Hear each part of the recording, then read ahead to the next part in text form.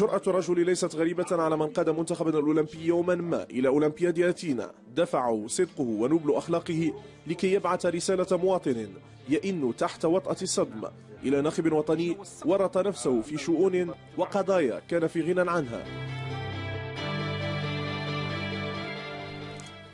اللي شفناه فهو كارثي صراحه. خصنا نسميو الاشياء بمسمياتها. كارثي يعني ما احنا ماشي ما تنتامروا على حد، ما تندوو في حد، ما راه كنا صوتوني لو ستاف وهذه، ولكن باش تجيو ودير واحد البولفيرسمون 80% لا ليست راه ملي شفناها شويه تفاجئنا حنايا. على الاقل دوك اللاعبين اللي لعبوا مقابله جنوب افريقيا تزاد عليهم شي حاجه بي اون كومونس. مساله اختيار ديال الامارات